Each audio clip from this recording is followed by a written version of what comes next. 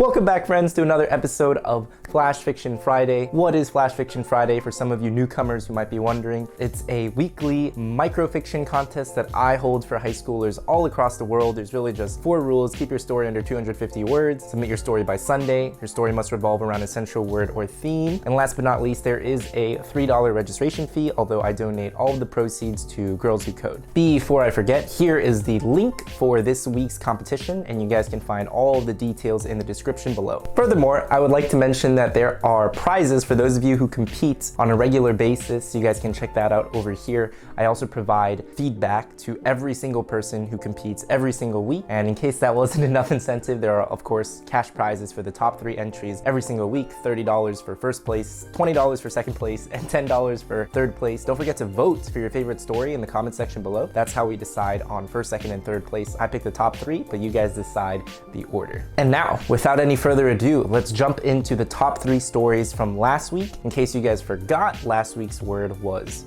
wave. All right, let's hop in.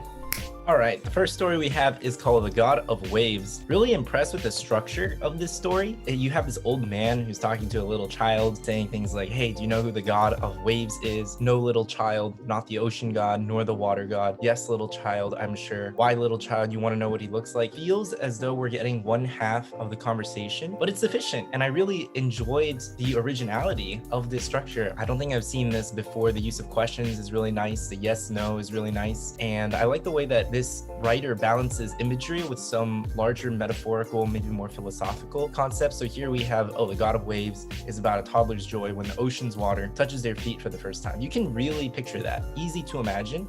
And then you have a phrase like this: used to be able to roll up waves so massive and terrible and dark the clouds above would give way to them, as would the oceans and even the earth itself. Great sentence, by the way. I like the way that it's structured. So you can really see that this author, this writer, is able to masterfully craft both kinds of sentences, which is really cool. The next story we have is called Memories Washed Away. The story is definitely a sadder one, pulls on your heartstrings. We start off with a bit of a flashback. This character, Chihiro, is talking to his girlfriend maybe, or his wife. I want to die at a ripe old age, chisel that on my gravestone. And then you have these like really haunting sentences over here in the second half where it talks about every day the waves wash back, sometimes with broken soldiers and broken promises, sometimes empty-handed. So this is a really interesting sentence. The use of the sometimes here, as well as the broken. It's almost like a pattern within a pattern, which I thought was really cool. Yet never with him, disruption of the pattern, short sentence, bringing us back to center. I wonder how much of the waves is the blood of fallen men, of scorched steel, of last breaths, and deathbed wishes, and amidst the cesspool, if he is there. Is he alive? Have you spotted him perchance? Really nice use of the conditional if, as well as the the rhetorical questions. So you have this,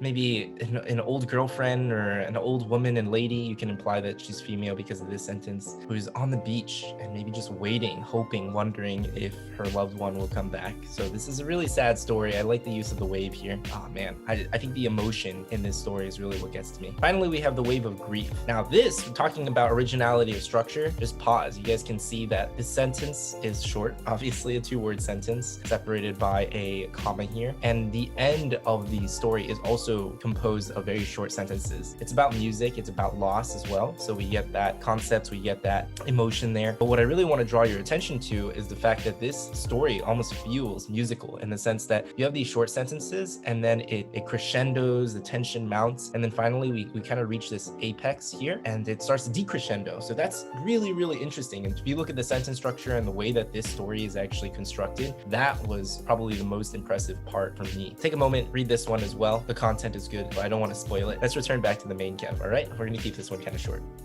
This week's Flash Fiction Friday word of the week is, drumroll please, palm. The word is palm. So this can be used to describe the palm of your hand, a palm tree, palm as in the verb. Be creative, impress me with the originality of your stories, whether that's with the concept, the structure. As always, I'm looking for emotional appeal. I also want to feel something when I'm reading your guys' stories. Writing quality, of course, matters. That goes without saying. But anyways, guys, I can't wait to read your guys' stories. I really look forward to it. Thank you so much for watching. I am constantly rooting for you. Your success is my success, and I will catch you guys next week, all right? Take it easy. Peace.